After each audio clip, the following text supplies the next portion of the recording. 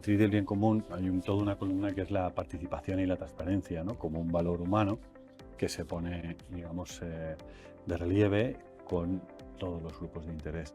A mí me gustaría conocer un poco cómo funcionáis, aunque no en detalle, pero sí que preguntarte cómo dais voz a los diferentes miembros, ¿no? de la organización. Por ejemplo, en nuestro sistema actual, ¿no? Aquí en el sur de Europa, tenemos los consejos de administración, son los dueños los que deciden todo y los empleados, digamos, que tienen poco que decir en esto. En países nórdicos esto cambia. Hay algunos países donde los trabajadores tienen representación en el consejo de administración y no necesariamente porque sean los sindicatos o tal, no, es porque ya está estipulado que deben de ayudar en llevar el rumbo de la organización. Vosotros esto lo habéis llevado, digamos, otra vez de forma proactiva y porque habéis querido, ¿vale? Porque, digamos, el marco regulatorio no os obliga. ¿Cómo lo habéis hecho? ¿Y cómo conseguís que esto funcione? Bueno, primero apostando por la autogestión, ¿no? Es decir, nosotros pensamos que cualquier persona de la organización puede tomar buenas decisiones si tiene la información adecuada, ¿no? Entonces, lo que intentamos es que estas decisiones se tomen lo más cerca posible de donde impactan, que es donde se tiene el máximo contexto. Y luego, desde el punto de vista de estructura interna, lo que hemos montado es una estructura que sea plenamente participativa, ¿no? Y en este sentido hemos dividido las necesidades de la organización en diferentes ámbitos. Cualquier persona de la organización se puede apuntar al gobierno de estos ámbitos y definir cómo es la organización en ese ámbito concreto, ¿no? Entonces, es eso, cualquier persona de Basetis puede tomar decisiones a nivel estructural sobre cómo somos, ¿no? Sobre cómo somos desde el punto de vista retributivo, sobre cómo somos desde el punto de vista de formación o de cualquier otro aspecto.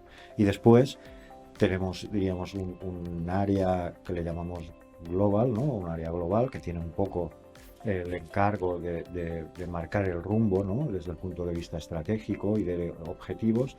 Y este órgano no es de libre adscripción, sino que se elige democráticamente entre todas las personas que trabajamos en Basetis, ¿no? Entonces, yo creo que entre autogestión y esta estructura, ¿no? que hace que la gente sepa dónde puede participar, ¿no? Y esta dirección democrática vamos trabajando, ¿no? En estos aspectos. Has mencionado algo que me parece muy interesante y es la transparencia que practicáis incluso con vuestros empleados y tal. Pero ahora vamos a llevarlo a otras dimensiones de otros grupos de interés y es esta transparencia cuando hablamos de la competencia o cuando ya vamos a... vosotros estáis en tecnología, por lo tanto es un tema que hay mucho debate, que es la transparencia en cuanto a la gestión de los datos que se hacen de los usuarios, de los clientes, ¿no? Bueno, los usuarios al final de una aplicación, de un servicio web.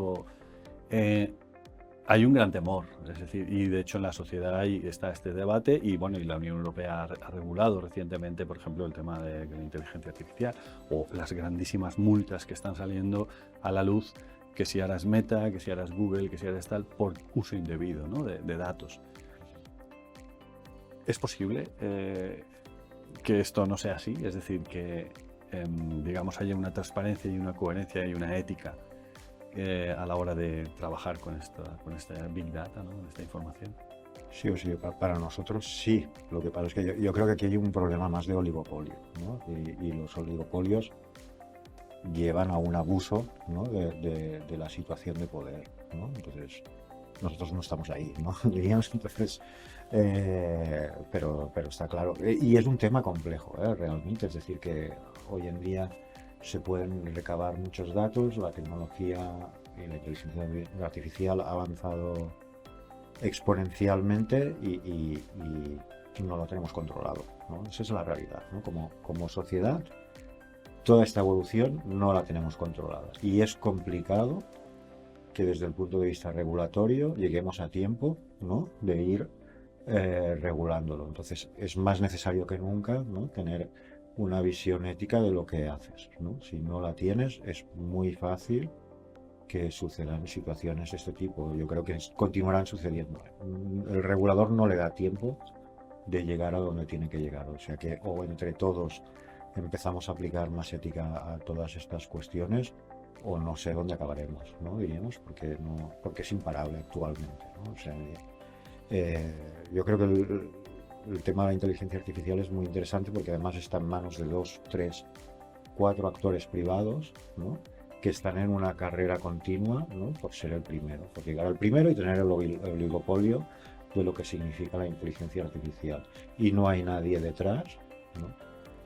O es más difícil que haya alguien detrás con una visión ética de qué es lo que hay que hacer, porque está en estos momentos está en una carrera de competición, ¿no? Y lo que hablábamos antes, en una carrera de competición, si te tienes que saltar las normas, te las saltas. Y esas normas además no existen porque no hemos llegado, ¿no?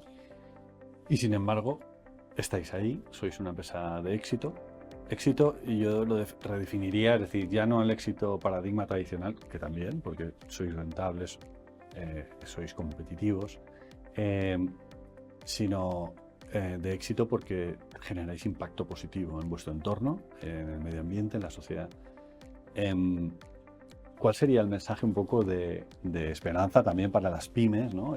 Secartis es un clúster de empresas, de pequeñas y medianas empresas.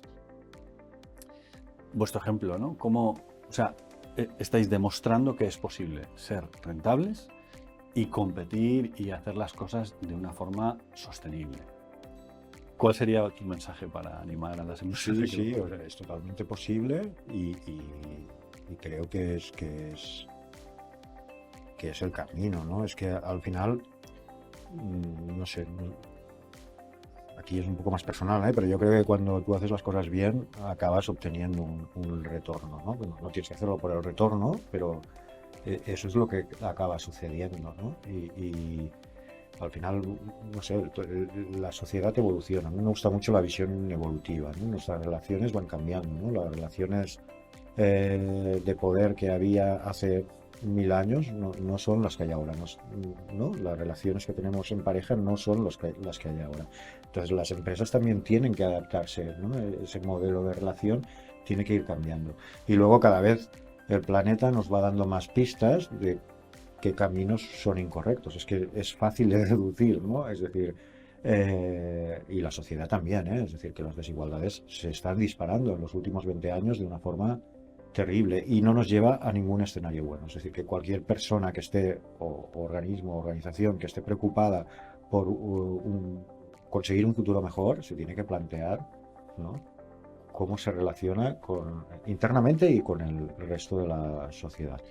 Luego, cuando, por ejemplo, nosotros, ¿no? Cuando vamos a hablar con un cliente, allí hay personas, ¿no? Diríamos, el cliente, ¿no? Se mitifica un poco, pero en realidad, sea la empresa que sea, de la dimensión que sea, acabamos hablando con personas y las personas entienden cuál es la situación y saben cuál debería ser el camino, ¿no? Al menos, y ponen en valor que nuestra propuesta vaya en esta línea.